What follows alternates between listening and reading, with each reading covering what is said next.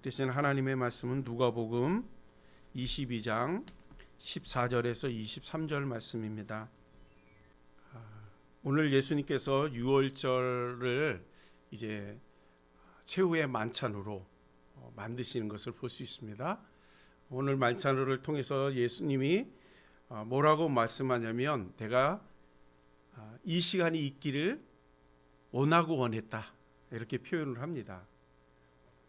유월절이라고 하는 행사는 우리가 잘 아는 것처럼 이스라엘 백성들이 430년 동안 애굽에서 종살이 하고 그때의 너무 심한 노역과 또 그때 너무 많은 어려움 가운데 있다 보니까 이스라엘 백성들이 하나님께 계속 기도를 해요. 하나님, 우리 너무 힘들어요. 우리 지쳤어요. 하는 이야기들을 하나님께 계속 기도로 아뢰는 겁니다. 그랬을 때 하나님이 모세에게 찾아오셔서 뭐라고 말씀하시냐면 내가 하늘에서 내 백성들의 그 아파하는 것과 그 부르짖는 소리를 내가 보고 들었다 하고 말씀하셔요. 그리고 모세를 통해서 이제 이스라엘 백성들을 애굽에서 출애굽시키는 것을 계획하시지요. 계획하실 때에 이제 하나님은 모세에게 이런 말씀을 하세요. 가서 내 백성을 하나님께 예배드리기 위해서 광야로 부르십니다 하고 이야기할 때 보내지 않을 거라는 거죠. 그의 마음이 완악해서 가서 이야기하고 재촉할수록 더 억압을 하게 될 거라는 거예요. 그럼에도 불구하고 하나님께서는 이스라엘 백성을 어떻게 하겠다고요? 애굽에서 건져 주실 것을 계획하셨다고요. 자, 그 일을 이제 이루시는데요. 우리가 아는 것처럼 10가지 재앙이 이루어지죠. 그런 과정 속에서 바로가 하나님 앞에 절대 무릎을 꿇지 않습니다. 이제 마지막 재앙으로서 애굽에 있는 모든 장자와 애굽에 있는 모든 가축의 초태생들을 이제 다 죽일 거라는 거예요. 한날에. 그날이 유월절입니다.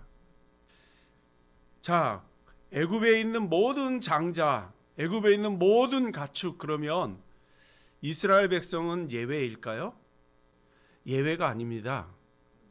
애굽에 있는 모든 것이기 때문에 거기에 장자들이라고 했을 때에 애굽의 유대인도 애굽 사람도 또 그 외에 타 지방에서 어떤 노예든 그곳에 있는 모든 일이에요. 그들에게 어떤 일이 벌어진다고요? 유월절날? 장자나 가축의 초태생은 다 죽는 거예요. 자, 이것이 선포된 이후에 하나님이 또 모세에게 찾아와서 또 다른 이야기를 합니다. 그 이야기는 뭐냐 하면 너희들은 얼른 일련되고 흠이 없고 그런 하나님께 드릴 만한 양들을 잡으라는 거예요. 부자들은 양을 잡을 수 있지만 가난한 사람들은요. 양을 잡을 수가 없죠. 돈이 없으니까. 그러면 몇 사람이라도 모여가지고 양 한 마리 사서 그 양을 잡으라는 거예요. 그리고 그 피는, 양의 피는 문설주와 문지방에 바르고 그렇게 준비하고 있으라고 이야기합니다. 그리고 유월절 밤에 이제 그것을 다 칠한 집은 내가 어떻게 한다고요? 넘어간다, 지나가겠다는 거예요. 그러면 유대인 중에 양을 잡지 않고 피를 바르지 않으면 그 집은 지나갈까요? 안 지나갈까요? 그렇죠. 안 지나간다는 거예요. 그러니까 유월절 밤에 그 애굽 사람들에게만 해가 있는 것이 아니고 하나님의 말씀을 지키지 않는 유대인들에게도 장자 치는 일은 다 누구에게나 다 포함되어 있다는 거예요. 우리가 성경을 읽다 보면 이제 유월절에 이스라엘 백성들이 나오거든요. 애굽에서. 그때 나올 때에 많은 외국인들도 따라오고 거기 종들도 따라오거든요. 그럼 그 사람들은 유대인이었을까요? 유대인들이 아니에요. 그런데 그들의 장자들은 죽었을까요? 안 죽었을까요? 죽었단 말 하지 않아요. 왜요? 같이 유대인들과 함께 그 밤에 같이 문설주에 어린 양의 피를 바르고 함께 있었기 때문에 그들은 다치질 않아요. 이것이 유월절입니다. 그런데 오늘 이 유월절은 지금 이스라엘 백성들 애굽에서 출애굽을 시키기 위해서 구원의 밤이 유월절인 거예요. 애굽 사람들에게는 눈물을 흘리고 탄식하고 슬퍼해야 할 밤이지만 동시에 하나님의 백성들은 축제를 벌이는 밤인 거죠.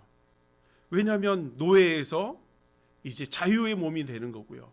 구속에서 건져지는 거기 때문에 이 유대인들에게는 기쁨의 날인 거예요. 왜냐하면 해방되는 거니까요. 그리고 나서 이제 예수님의 시대가 된 겁니다. 예수님이 이제 모든 사역을 마치고 인류를 구원하기 위해서 준비하는 시간이 오늘 유월절이라고 합니다. 유월절의 의미가 애굽에서 종살이 됐던 이스라엘 백성들을 건지는 것이 유월절이잖아요. 기쁨의 날이잖아요. 그런데 지금 예수님이 온 인류를 구원하려고 하는 그날이 언제라고요? 유월절인 거예요. 예수님이 유월절을 통해서 이제 죄인인 모든 죄인들, 인류에 있는 모든 죄인들을 다 죄에서 건지시기 위해서 십자가에 올라가실 날짜가 바로 이 날이라는 거죠. 자, 그러면 그때 출애굽의 유월절과 예수님 당시의 유월절은 구원하는 건 목적은 똑같아요. 그렇죠? 그리고 또 똑같은 게 있을까요? 또 똑같은 게 있어요. 그게 뭐냐면 출애굽 시대의 유월절은 어떤 가축을 잡으라 그랬죠? 양을 잡아요. 그럼 그 피를 어떻게 한다고요?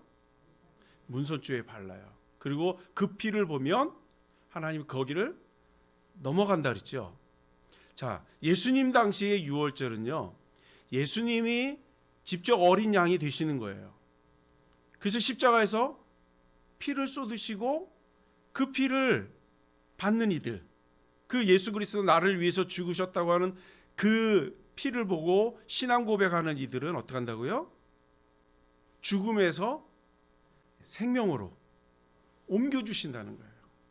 출애굽 시대에는 어린 양을 잡았지만 예수님 당시에는 예수님이 직접 어린 양이 되신 거예요. 그래서 예수님이 우리의 죄값을 다 치르시고 그리고 그 피를 고백하는 이들에게 하나님이 넘어가시는 거죠. 이것이 유월절입니다.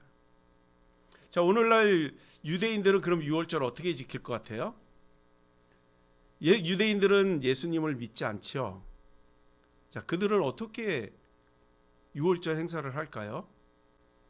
지금 유월절 행사는요, 예수님 당시에 이제 구약과 신약이 바뀌잖아요. 그래서 BC와 AD로 바뀌어요. BC는 예수님이 오시기 전, AD는 예수님 오신 다음이에요. 그러니까 예수님 오신 다음부터 70년이 지난 이후에 로마에 의해서 이스라엘이 멸망이 됩니다. 그랬을 때 이 유대인들이 다 전 세계로 막 흩어집니다. 그걸 디아스포라라고 불려지는 건데요. 그때 흩어지고 나서 이 사람들이 예루살렘에 올 수 있어요? 올 수가 없어요. 그러니까 이제 각자 가정마다 이렇게 모여서 유월절 행사를 합니다. 그러다 보니까 어떻게 해요?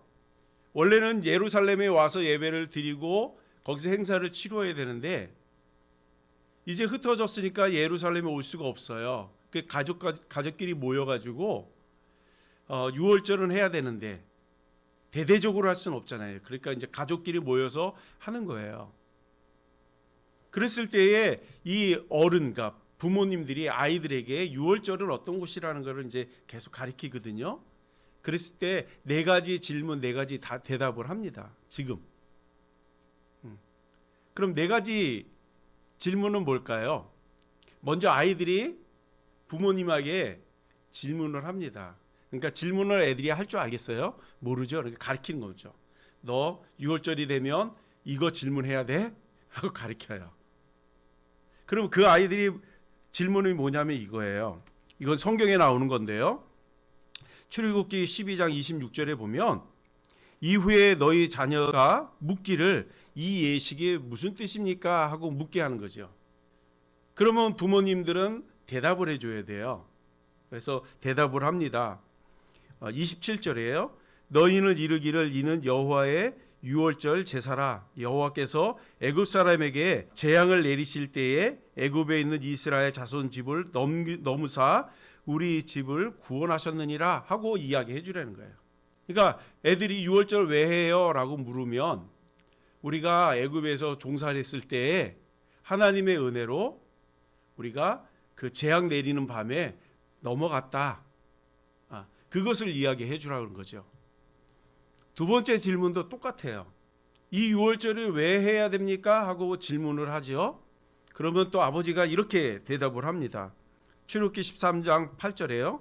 너는 그날에 내 아들에게 배워 이르기를 이 예식은 너희가 애굽에 나올 때에 여호와께서 너희에게 행하신 일을 기념하기 위함이다. 이렇게 이야기해 주라는 거죠. 그럼 아이들이 또 질문을 합니다. 세 번째 질문이에요. 우리가 왜 유월절 행사를 해야 됩니까? 하고 질문합니다.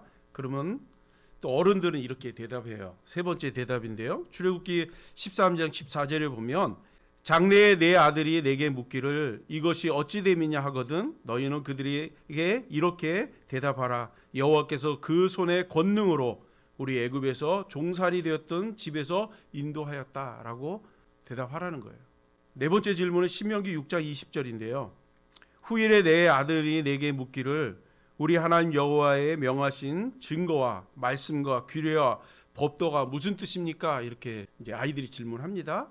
그러면 대답을 이렇게 하라는 거예요. 우리 한번 거긴 찾아볼까요? 신명기 6장 21절에서 25절 우리가 한 절씩 같이 읽어볼까요?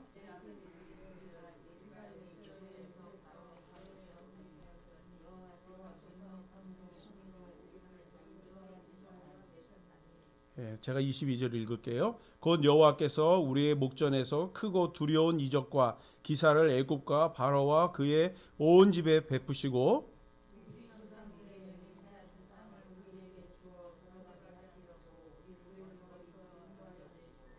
여호와께서 우리에게 이 모든 규례를 지키라 명령하셨으니 이는 우리가 우리 하나님 여호와를 경외하여 항상 복을 누리게 하기 위하심이며 또 여호와께서 우리를 오늘과 같이 살게 하려 하심이라.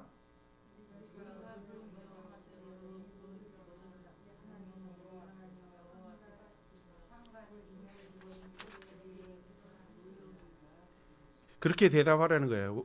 그러니까 우리가 왜 6월절에 하나님의 말씀과 규례와 법도를 따라서 이 일을 해야 됩니까? 하면 우리가 종살이 되었을 때 하나님 우리를 건지셨고 하나님 우리에게 이런 법도를 가르쳤다. 그래서 우리는 6월절에 이렇게 하는 거다라는 것을 가르쳐 주라는 거죠. 그리고 유대인들은 그렇게 합니다. 그리고 이제 밥을 먹지 않습니까? 밥을 먹을 때에도 어른들이 아이들에게 질문을 합니다. 질문하기를 첫 번째 질문이에요. 왜 이 밤에 우리가 맞자를 먹습니까? 이렇게 질문해요. 맞자가 뭐냐 하면 무교병이에요. 그러니까 무교병은 누룩을 넣지 않는 빵. 그것은 맞자라고 해요. 그런데 어른이 이제 아이들에게 이야기하는 거예요. 너희들 6월절에 왜 맞자를 먹니? 이렇게 묻는 거예요. 그러면 아이들은 대답을 해요. 우리가 애굽에서 출애굽할 때에 하나님께서 누룩 없는 빵을 먹으라고 했다는 거죠. 누룩 없는 빵은 무슨 맛인지 혹시 아실까요? 저는 먹어봤어요. 누룩 없는 빵. 어떤 아저씨들이 누룩 없는 빵을 이렇게 부쳐 먹는 거예요. 이렇게 우리나라 그 솥 있잖아요. 솥 뚜껑 같은 데다가 밀가루를 이렇게 뿌려가지고 먹더라고요. 그 사람들이 식사 때라서 그래서 먹는 걸 봤거든요. 그래서 저 가서 좀 달라 그랬더니 그냥 줘요. 그래서 또 맛있게 먹었죠. 많이 먹지도 않았어요. 손바닥만하게 먹었는데 먹고 나니까 돈 달라고. 근데 그 먹어보니까 우리 건빵 있잖아요. 건빵과 비슷해요. 맛이. 약간 달짝지근하면서도 그냥 밀가루빵. 그 맞자라고 하는데 왜 우리가 6월절에 맞자를 먹습니까? 하고 아이들에게 질문하면 아이들은 6월절 때 하나님이 무교병을 먹으라서 맞자를 먹습니다. 이렇게 대답을 해요. 두 번째 질문을 합니다. 이 밤에 우리가 쓴나물을 왜 먹습니까? 하는 거예요.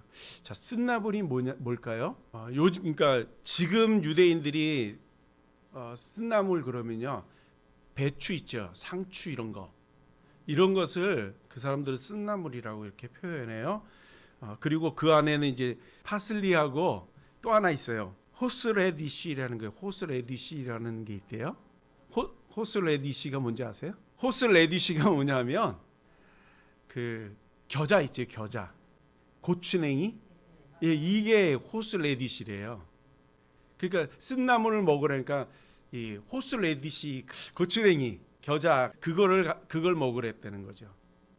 근데 지금은 하여간 6월절에 유대인의 지금 이스라엘 가면 6월절에 파는 것은 그 상추하고 겨자 이런 것만 판대요. 그게 쓴나물이라고 생각을 해서 먹는다는 거죠. 그리고 세 번째 또 질문합니다. 왜 너희들이 밤에 파슬리에 소금을 뿌려 먹습니까? 이렇게 묻는다는 거죠. 그랬을 때 애굽에서 나올 때에 갑자기 나왔기 때문에 그리고 거기는 광야잖아요, 그렇죠? 그래서 소금을 쳐서 그걸 먹는다 이렇게 얘기하고요. 또 하나 마지막으로 질문해요. 왜 그러면 6월절에 너희들이 비스듬히 누워서 음식을 먹느냐 하고 질문해요. 당시에는 이렇게 문화가 누워서 먹는 문화였대요. 음식을 누워서 옆으로 이렇게 누워서 음식을 먹었던 그런 문화였어요. 그런데 6월절도 비스듬하게 누워서 먹어요. 그러면 왜 누워서 먹어야 되느냐 하는 거죠. 그때 이제 어른들이 대답을 합니다. 우리가 종되었을 때에 종들은 편하게 음식을 먹지 못했어요. 그리고 애굽에 출애굽한 이후에도 급하게 먹으라고 얘기하거든요. 왜냐하면 이제 출애굽을 하게 되면 도망가면서 먹어야 되는 음식이 6월절 음식인가요? 그러니까 편하게 먹을 수 있어요? 편하게 먹을 수 없죠. 그러니까 급하게 나와서 먹고 해야 되기 얼른 먹어야 되니까 편하게 못 먹었던 것 같아요. 그래서 누워서라도 먹었던 음식이 6월절 음식이에요. 그래서 그렇게 아이들이 그렇게 질문하면 어른들은 그렇게 대답하고 또 어른들이 그렇게 질문하면 아이들이 그렇게 대답하고 이것이 6월절인 거예요. 지금도 그것이 지켜지고 있다고 합니다. 자, 그러면 옛날에 그 6월절 어린 양 잡고 막 피 바르고 막 그런 일을 지금도 하느냐? 거의 안 합니다. 지금 이스라엘에 가면 세겜이라고 하는 동네가 있어요. 세겜은 다른 말로 하면 사마리아라고 하는 동네인데요. 그 사마리아 동네에서도 보면 여호수아가 이렇게 산을 보고 오른쪽에는 그리심산, 왼쪽에는 에벨산 축복과 저주하라 그러죠. 그랬을 때에 그리심산 쪽에 살고 있는 마을의 사람들은 지금 어린 양을 잡는다고 해요. 근데 대부분의 사람들은 양을 안 잡아요. 대신에 아까 아이들이 음식 먹는 거 있잖아요. 쓴나물 뭐 이런 거를 사다가 먹는다고 합니다. 자, 여기서 볼 때 예수님이 뭐라고 말씀했어요? 제자들에게 떡을 떼면서 이것은 나의 살이라고 얘기해요. 그렇죠? 그래서 빵을 떼줬어요. 출애굽에 어린 양을 잡으면 그 피와 그 살의 용도가 있었어요. 그 피는 문설주와 인방을 바르면서 내가 하나님의 백성입니다라고 하는 것을 세계 만방에 알리는 거죠. 애굽에 알리는 거예요. 그랬을 때 하나님이 그 피를 보고 넘어가신 거죠. 그런데 오늘 예수님이 뭐라고 말씀했냐면 내 몸이 이제 너희들의 양식이라는 거예요. 그 내 몸을 먹으라고 얘기할 때 내 양식을 먹으래죠. 그리고 오늘 본문 말씀에 아주 독특한 말씀 중에 하나가 있어요. 그게 뭐냐면 내가 6월절 행사를 하면서 이제 앞으로는 내가 6월절 음식은 먹지 않겠다 이렇게 얘기하거든요. 본인이 몸이 양식이기 때문에요. 내가 6월절 기다렸어. 그런데 예수님은 음식을 먹지 않아요. 그러면서 뭐라고 해요? 너희들이 먹으라고 이야기합니다. 예수님은 먹지 않고 너희들이 이것을 먹으라고 취하라고 이렇게 얘기해요. 그게 무슨 말이죠? 6월절의 음식은 예수님이 본인이 드시는 게 아니라 예수님의 백성들이 먹는 거예요. 자녀들이 먹는 거죠. 그러기에 예수님은 6월절이 오기를 기대했지만 본인은 다 나눠주는 시간이 바로 6월절인 거죠. 어린 양이 그랬잖아요. 어린 양은 피도 몸도 다 유대인들에게 주는 거거든요. 예수님이 제자들을 성만찬을 초대하시고 그 일을 이루시는 거예요. 그러니까 6월절은 하나님의 끝없는 사랑이 거기에 있는 거예요. 다 나눠주는 거죠. 누구를 위해서요? 네, 저와 여러분들을 위해서 다 나눠주시는 거예요. 그날이 바로 유월절인 거예요. 오늘 예수님은 자기의 몸을 다 내어놓으시면서 뭐라고 말씀하시냐면, 오늘 본문과 병행, 그러니까 똑같은 구절이라고 할 수 있는 곳인데요. 요한복음 6장 거기에 보면 예수님이 이렇게 말씀합니다. 요한복음 6장 53절과 56절에 보면 예수님께서 떡을 떼어서 제자들에게 나눠주면서 이렇게 얘기합니다.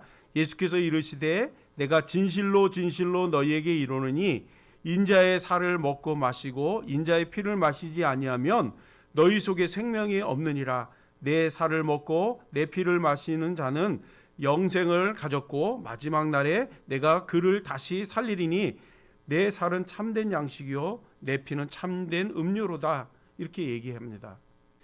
예수님은 우리에게 피와 살을 다 주시는 거예요. 그런데 우리는 자꾸 몸에 대해서는 자꾸 잊어버리고 피에 대해서만 생각을 해요. 예수님이 십자가에서 피 흘리신 거, 이것만 생각하는데 예수님 우리에게 아낌없이 다 주셔요. 피도 다 쏟으시고 몸도 다 내려놓으신 거죠. 이 은혜를 입었기에 우리가 구원이라고 하는 축복을 받는 거고요. 또 자유라고 하는 기쁨을 누리게 되는 거예요. 요한복음 6장 48절에서 51절에 이렇게 말씀합니다.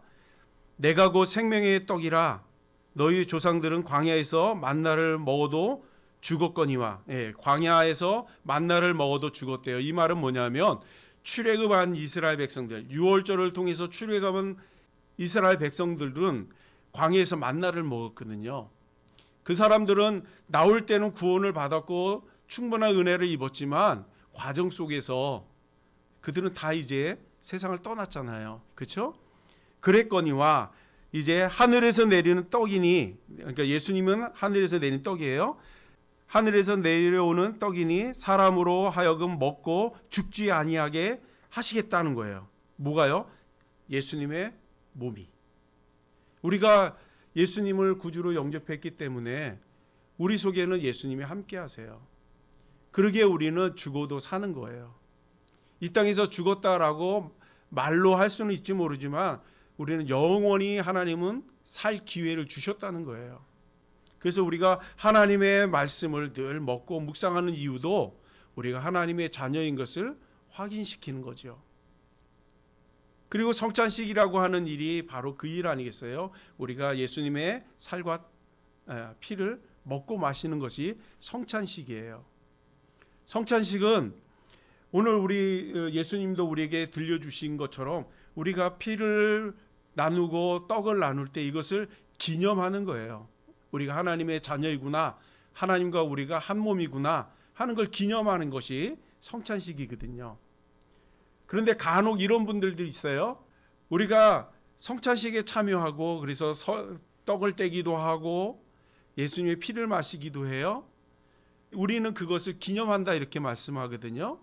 그런데 어떤 이들은 그것이 우리 입술에 닿는 동시에 정말로 예수님 피로 바뀌는 거예요. 그리고 정말로 예수님 몸으로 바뀌는 거예요. 그래서 우리가 예수님을 먹고 마시는 거다 이렇게 얘기하는 분들이 있어요. 이것은 맞는 걸까요? 틀리는 걸까요? 어떻게 보면 맞는 것 같아요. 그렇죠? 그럴싸하지 않아요? 우리가 예수님을 먹고 마심으로 인해서 한 몸이 됐다고 하니까 어떻게 보면 그게 꼭 맞는 것 같이 보여요. 그러나 그것은 잘못된 겁니다. 이것을 화채설이라고 얘기하는 건데요. 예수님이 우리 입에 닿는 순간에 정말로 살이 되고 정말로 예수님 피가 됐다고, 그래서 우리가 먹고 마셨다고 얘기하는 건데요. 그렇지 않아요. 오늘 본문에도 예수님이 뭐라고 얘기하시죠? 이 잔을 먹고 또 이 떡을 먹을 때 기념하라는 거예요. 19절에 보니까요. 또 떡을 가져 감사기도 하시고 떼어 그들에게 주시며 이르시되 이것은 너희를 위하여 주는 내 몸이라. 너희가 이를 행하고 나를 기념하라. 그러니까 떡을 떼고 포도주를 마실 때에 그것이 바뀌어가지고 우리 속에 예수님의 몸이, 예수님의 피가 우리 몸에 흐르는 게 아니고 그걸 기념하는 거예요. 예수님이 나를 위해서 죽으시고 나를 위해서 피를 다 쏟으셨다는 것을 기념하는 거예요. 자, 그러면 기념하면은 예수님과 나의 관계가 한 몸을 이루지 않고 그냥 기념하는 거니까 좀 별개의 것일까요? 그렇지 않아요. 포도주를 먹고 예수님의 살을 먹는 것을 기념한다는 것은 하나라고 하는 것을 확인하는 작업인 거예요. 내가 예수를 구주로 영접할 때 예수님이 이미 내 속에 들어오신 거예요. 요한계시록 2장 뭐라고 얘기해요? 내가 문 밖에 서서 두드리니 누구든지 내 음성을 듣고 문을 열면 내가 그에게 들어가서 그로 더불어 먹고 그는 나를 더불어 먹으리라고 말씀하세요. 이게 뭐예요? 우리가 예수님을 구주로 고백하고 예수님을 초청하면 예수님은 이미 내 속에 있는 거예요. 그리고 나와 함께 먹고 마시는 거죠. 내가 예수님 믿는다는 것을 계속해서 성찬식을 통해서 확인하는 거예요. 기념하는 거죠. 요한복음에도 예수님이 뭐라고 하냐면 너희가 내 안에 거하고 내가 너희 안에 거하면, 이런 표현을 쓰시거든요. 이게 뭐냐 하면 예수님이 우리 속에 들어와서 나가시지 않는다는 얘기예요. 그렇기 때문에 우리가 굳이 예수님의 그 피를 먹었을 때 정말로 피로 바뀌고 떡을 뗐을 때 그 정말로 예수님 살로 바뀌지 않아도 우리는 이미 예수님의 자녀들 아니겠어요? 그래서 우리가 예수님의 말씀과 같이 예수님을 기억하고 기념하는 그런 시간이 성찬식이라는 사실을 우리가 잊지 않는 은혜가 있기를 소망합니다. 예수님은 이 유월절을 통해서 예수님은 모든 것을 우리에게 다 주셨어요. 하나도 안 주신 게 없어요. 그럼 그걸 받은 우리는 이제 어떻게 해야 될까요? 우리도 예수님처럼 살아가야 되지 않겠어요? 그래서 우리가 작은 예수 이렇게 표현을 하는 겁니다. 우리는 예수님이 될 수 없어요. 그렇지만 예수님이 우리와 함께 하시기 때문에 우리를 통해서 예수님의 걸어가신 그 행적을 따라 우리도 사는 거예요. 자, 그러면 예수님이 우리에게 보여준 여러 가지 행적들이 있는데요. 그것을 우리가 다 할 수 있느냐? 그렇지는 못해요. 왜냐하면 예수님은 병자도 막 낫게 해주시잖아요. 그렇죠? 병든 자도 낫게 하고 또 무리를 걷기도 하고 또 가난한 사람에게 나눠주기도 하고 해요. 그런데 우리가 그 일들을 다 할 수 있을까요? 다 할 수 없어요. 그런데 아주 예전에는요, 좀 어리석은 사람들이 있었어요. 예수님이 바다를 걸으셨으니까 나도 작은 예수니까 바다 걷겠다고 해서 죽은 사람들 꽤 많아요. 그것은 우리에게 주신 은혜가 아니고 특별한 은혜인 거예요. 병든 자를 고치게 하는 분들도 있었거든요. 기도를 하면 병든 자가 낫고 그래요. 모든 성도들이 다 그 일을 하나요? 그거는 예수 믿는 사람들은 누구에게나 나타나는 은사 중에 하나거든요. 그런데 하나님은 그 은사를 누구에게 주고 누구에게 주지 않아요. 그러니까 목사님들 가운데도 병자를 못 고치면 가짜 목사 이렇게 되나요? 그런 게 아니에요. 성도 중에도 하나님의 은사를 입으면 그 일들을 하거든요. 방언도 할 수 있는 거고요. 가르치기도 하고요. 그래서 그거는 은사의 일부분들이에요. 어떤 분들은 할 수 있지만 어떤 분은 할 수 없는 것들이에요. 또 우리가 하나님의 은혜를 입어서 작은 예수가 됐다면 그 일들을 못하지만 다른 거 할 수 있게 하시거든요. 그게 뭐냐 하면 어려운 이웃들을 돕고 섬길 수 있는 일들, 또 교회에서 가르치는 일들 선생님들이 할 수 있잖아요. 이런 은사들을 또 주시기도 하거든요. 그것을 잘 행하는 것이 작은 예수로서 우리를 통해서 하시는 일들 중에 하나거든요. 그렇다면 우리 권사님과 우리 집사님은 어떤 은사를 받으셨을까? 우리 차 집사님 음식 잘 만드니까 음식 만들어서 옆집에 막 나눠주고 하는 것들, 믿지 않는 사람들에게 나눠주고 교회 한번 와봐. 그게 작은 예수의 일이에요. 우리에게 주어진 것은 뭐 거창하지 않아요. 작을 수 있어요.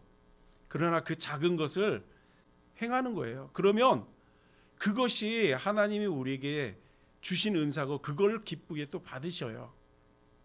그래서 오늘 말씀을 통해서 예수님이 나를 어떻게 사랑하시는지 또 우리가 깨닫고 그걸 잘 실천하는 그런 저와 여러분이 되시길 주님의 이름으로 축복합니다. 기도하겠습니다.